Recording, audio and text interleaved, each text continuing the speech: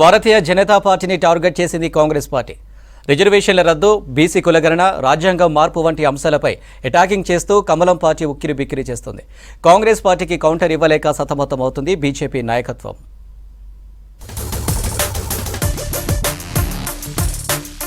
రిజర్వేషన్లు, రాజ్యాంగం రద్దు, బీసీ కులగణన అంశాలపై బీజేపీని టార్గెట్ చేసింది కాంగ్రెస్.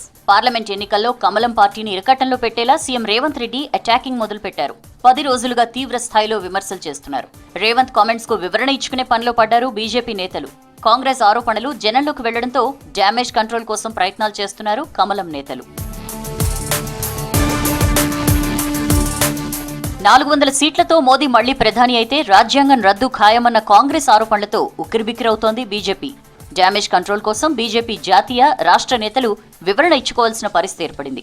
రిజర్వేషన్ల రద్దుకు వ్యతిరేకమని RSS chief Mohan Bhagwat clarity ఇచ్చినా చర్చ కొనసాగుతూనే ఉంది. రాజకీయ కుట్రలో భాగంగానే రిజర్వేషన్ల రద్దు అంశాన్ని కాంగ్రెస్ ప్రచారం చేస్తోందని మండిపడుతున్నారు బీజేపీ నేతలు.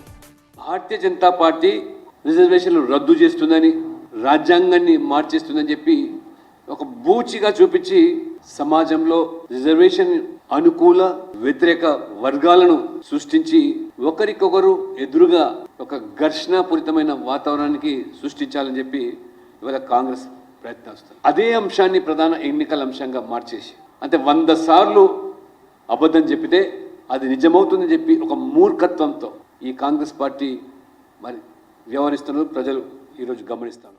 మొన్నటి వరకు ఎన్నికల ప్రచారంలో మోదీ 10 ఏళ్ల పాలనలో చేపట్టిన సంక్షేమ పథకాలను వివరించేవాళ్లు బీజేపీ నేతలు. అయోధ్య రామ మందిర నిర్మాణాన్ని ప్రస్తావించేవాళ్లు. ఇప్పుడు రిజర్వేషన్లకు తాము వ్యతిరేకం కాదంటూ దేశమంతా చెప్పుకోవాల్సిన పరిస్థితి ఏర్పడింది.